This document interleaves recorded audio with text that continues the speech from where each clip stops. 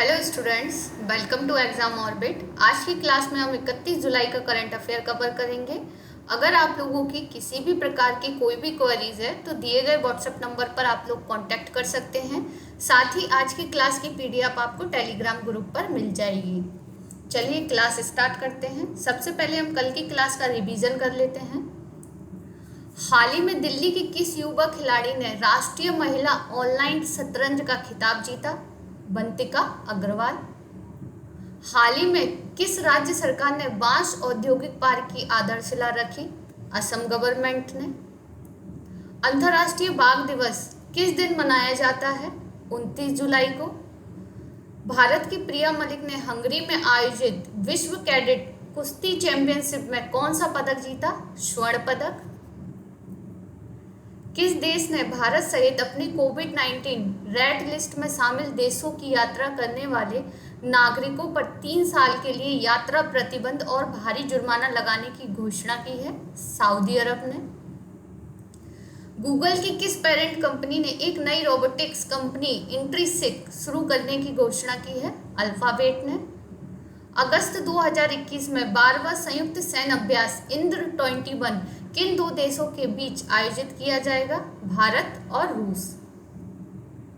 हाल ही में किस देश की 13 साल की मोमोजी निशिया ने टोक्यो ओलंपिक में स्वर्ण पदक जीता? जापान की हैं ये।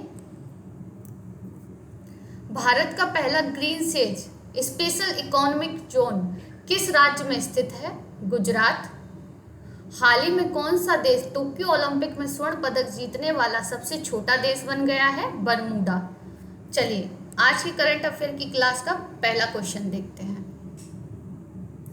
हाल ही में वैज्ञानिकों ने हबल स्पेस टेलीस्कोप की मदद से किस ग्रह के बर्फीले चंद्रमा गैनीमेड में जल व वाष्प का पहला सबूत खोजा है?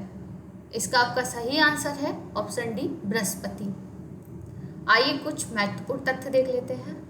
हबल स्पेस टेलीस्कोप ये किसका है? नासा का। याद रखेंगे, अमेरिका की अंतरिक्ष एजेंसी है नासा की मदद से पहली बार बृहस्पति के चंद्रमा का नाम गैनीमेड के वर्तमान में जलवाष्प के सबूत मिले हैं। गैनीमेड हमारे सौरमंडल का सबसे बड़ा चंद्रमा है। सौरमंडल का सबसे बड़ा ग्रह कौन सा है? बृहस्पति। बृहस्पति ग्रह सर्वाधिक उपग्रह हैं। आइए अब सौरमंडल के बारे में देख लेते हैं। सौरमंडल कुल 8 ग्रह हैं। बुध, शुक्र, पृथ्वी, मंगल, बृहस्पति, शनि, यूरेनस, नेपच्यून। अब एक एक करके इनके बारे में कुछ इंपॉर्टेंट पॉइंट हैं, परीक्षा के पॉइंट ऑफ व्यू से बहुत इंपॉर्टेंट है, एक बार देख लेते हैं। सबसे पहले बात करेंगे बुध ग्रह की। यह सूर्य के सबसे निकट का ग्रह है। यह हमारे सौरमंडल का सबसे छोटा ग्रह है। इसे सूर्योदय के ठीक पहले या सूर्यास्त के बाद देखा जा सकता है। बुध का अपना कोई उपग्रह नहीं है। अब बात कर लेते हैं शुक्र ग्रह की। यह रात में आकाश का सबसे चमकीला ग्रह है और यह सबसे गर्म ग्रह भी है। शुक्र को पृथ्वी का जुड़वा माना जाता है क्योंकि इसका आकार और स्वरूप पृथ्वी से बहुत मिलता जुलता है। शुक्र का अपना कोई उपग्रह नहीं है।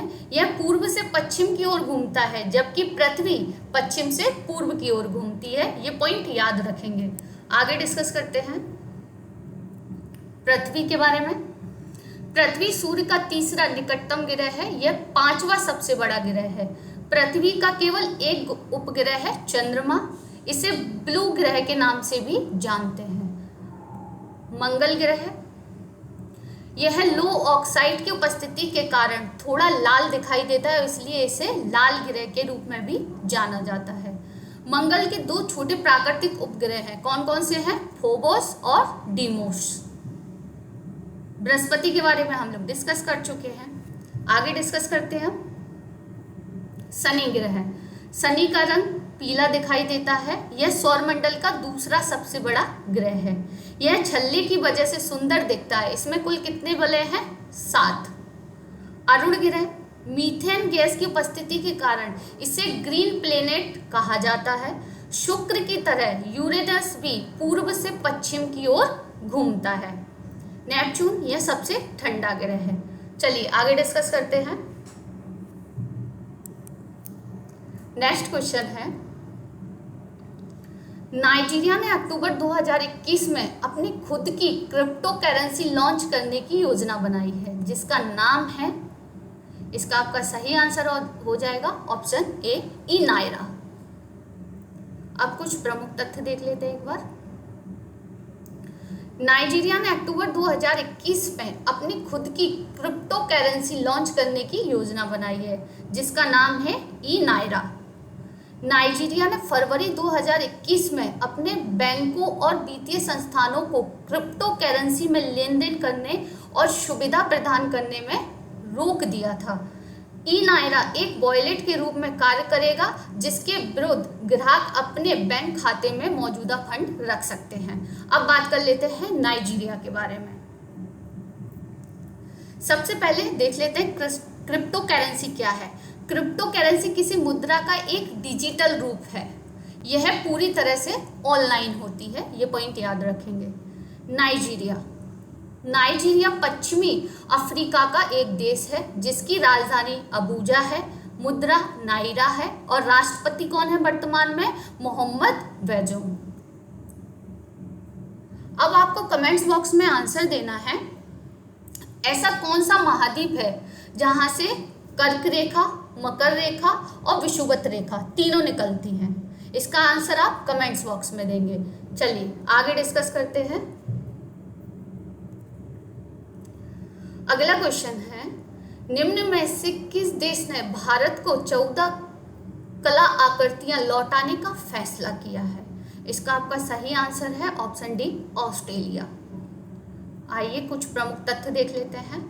ऑस्ट्रेलिया ने हाल ही में भारत को 14 कलाकृतियां लौटाने का फैसला किया है जिसमें से 6 ऐसी हैं जो या तो चोरी हुई हैं या अवैध रूप से एक्सपोर्ट की गई हैं या जिनके अस्तित्व के बारे में अभी पता नहीं है। अब बात कर लेते हैं ऑस्ट्रेलिया के बारे में।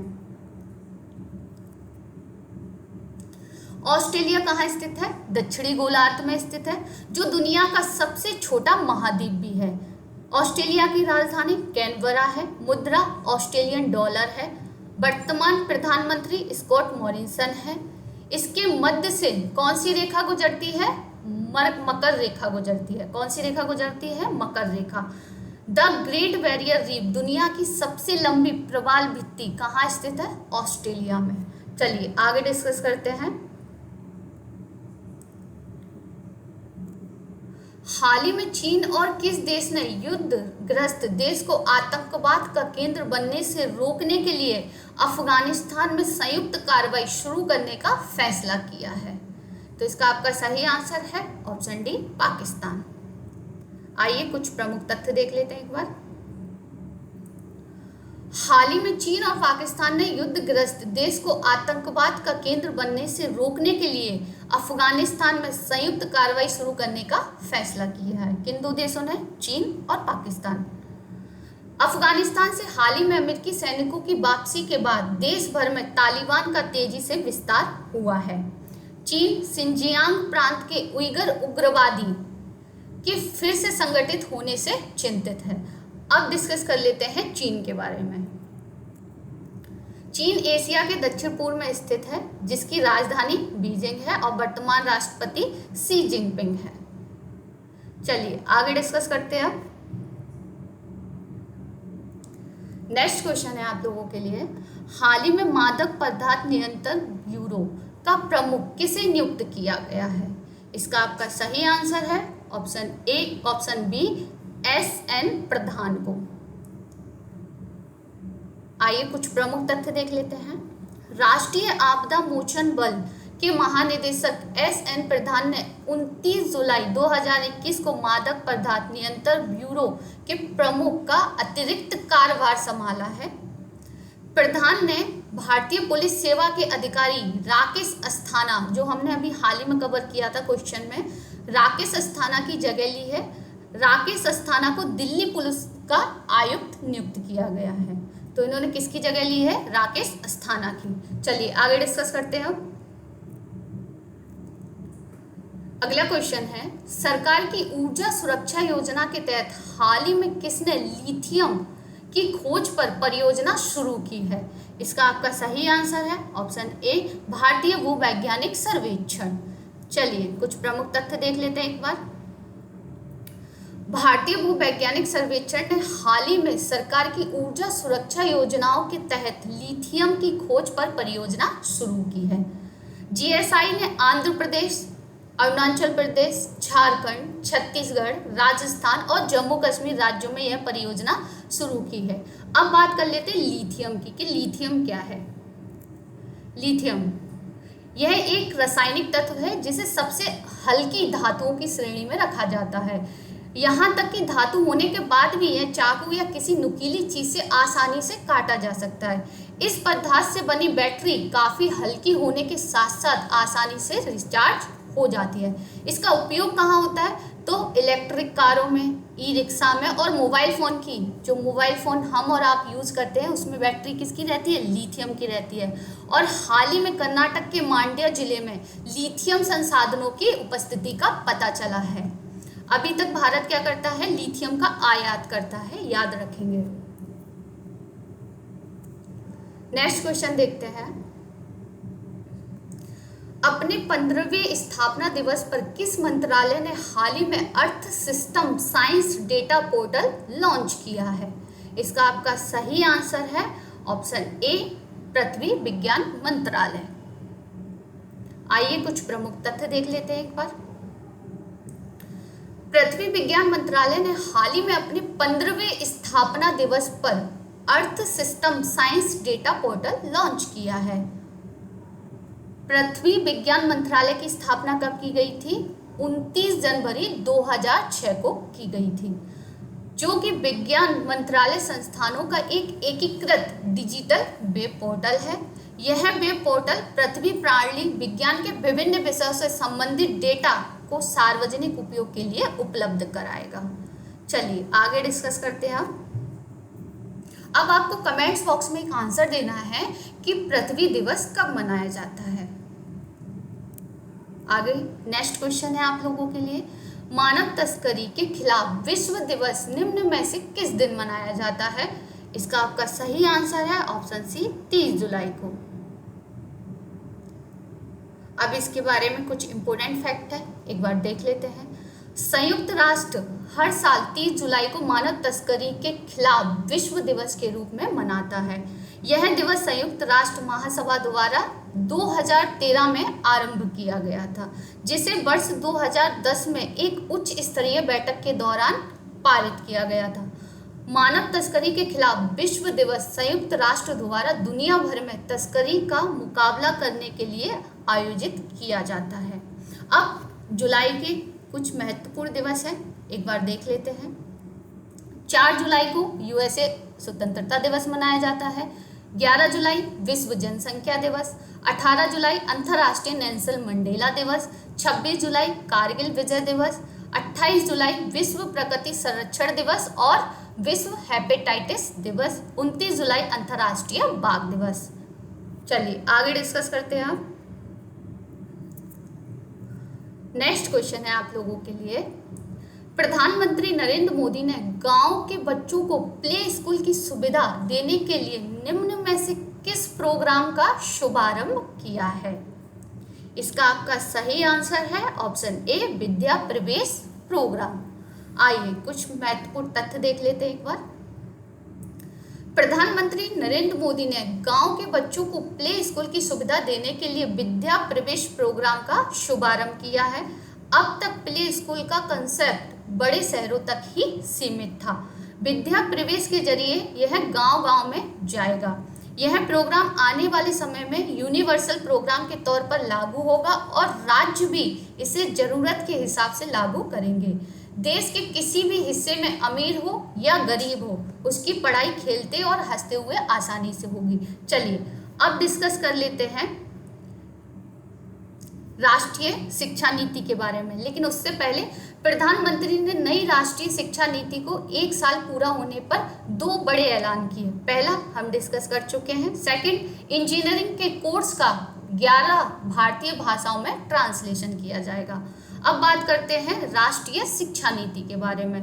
प्रथम राष्ट्रीय शिक्षा नीति कब लागू की गई थी? 1968 में। द्वितीय 1986 में। और नई शिक्षा नीति 2020 लागू की गई है। किस समिति की सिफारिश पर की गई है? याद रखेंगे, कस्तूरी रंजन समिति की सिफारिश पर। इसके अंदर शिक्षा का जीडीपी का 6% खर्च किया जाएगा शिक्षा पर। मानव संसाधन विकास मंत्रालय का नया नाम क्या कर दिया गया है? शिक्षा मंत्रालय कर दिया गया। मोस्ट इंपोर्टेंट पॉइंट है, याद रखेंगे। चलिए आगे डिस्कस करते हैं। नेक्स्ट क्वेश्चन है आप लोगों के लिए, हाल ही में किस देश के अंतरिक्ष एजेंसी रोसकोसमोस ने इंटरनेशनल स्पेस स्टेशन में नौका नाम की अपनी सबसे बड़ी अंतरिक्ष प्रयोगशाला लॉन्च की है? किस नाम से? नौका। इसका आपका सही आंसर है ऑप्शन बी, रूस। अब कुछ प्रमुख तथ्य देख लेते हैं एक बार। हाल ही में रूसी अंतरिक्ष एजेंसी रोसकोसमोस ने कहाँ की है? ये रूस की है, याद रखेंगे। इंटरनेशनल स्पेस स्टेशन में नौका नाम की अपनी सबसे बड़ी अंतरिक्ष प्रयोगशाला लॉन्च की है। इससे पूर्व 4 अंतरिक्ष यात्रियों को नासा और स्पेस एक्स किसकी कंपनी है, ये आप कमेंट्स बॉक्स में आंसर देंगे, कि वाणिज्यिक क्रू कार्यक्रम के तहत इंटरनेशनल स्पेस स्टेशन पर भेजा गया था। इस मिशन को क्रू 2 मिशन के नाम से जाना जाता है। इंटरनेशनल स्पेस स्टेशन एक निवास योग्य कृत्रिम उपग्रह है, याद रखेंगे, जो कि पृथ्वी की निचली कक्षा में सबसे बड़ी मानव निर्मित संरचना है। अब कुछ प्रमुख विश्व के महत्वपूर्ण अंतरिक्ष एजेंसी हैं, उनके बारे में डिस्कस कर लेते हैं। नासा कहाँ की है? अमेरिका। इसरो भारतीय अंतरिक्ष अनुसंधान संगठन भारत।